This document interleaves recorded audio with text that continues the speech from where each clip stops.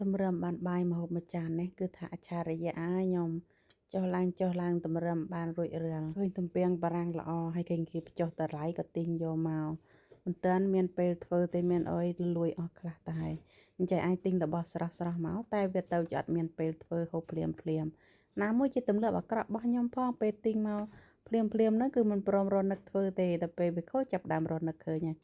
ហើយទំពាំងបារាំងនេះគឺឆ្ងាញ់ណាប៉ុន្តែក៏វាលួយអស់ខ្លះខ្ញុំលាងទឹកឲ្យស្អាតហើយហាន់កង់ទៅក៏មករៀបចំដាក់ឆាទៅមិត្តភក្តិខ្ញុំគេអ្នកទូធាអញ្ចឹងគេទិញណែអាមឿនប្រឡាក់នឹងស្រាច់ដើម្បីឲ្យខ្ញុំយកមកអាំងធ្វើ barbecue ហូបតែខ្ញុំអស់សាច់មឿនក៏យកអាសាច់មឿននឹងមកឆាតែម្ដងមិនបាក់ barbecue តែអាំងអីទៅរឹមរ៉បស្ដោយអាំងបានដល់កាលណាបានហូបតែគេយកវាមកឆាគេថារសជាតិវាមានដូងមានគេប្រឡាក់ជាមួយស្វាយទុំហើយនឹងក្រូចឆ្មាល្មិចទេឃើញគេដាក់រសជាតិគេក្នុងនោះហើយត្រឹមមនុស្សខ្ញុំក៏ណែគេហៅមិនគ្រប់ទឹកនោះមានបានមើលពីទំហំសាច់ឯណា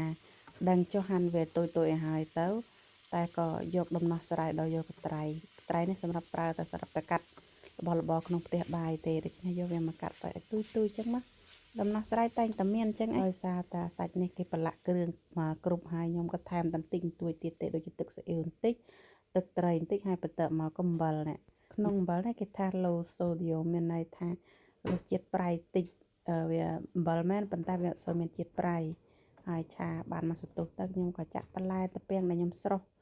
ឲ្យឆ្អិនមកសន្ទុះហ្នឹងស្រស់ចេះទៅវាដាក់ចឹងទៅរាំងស្រួយ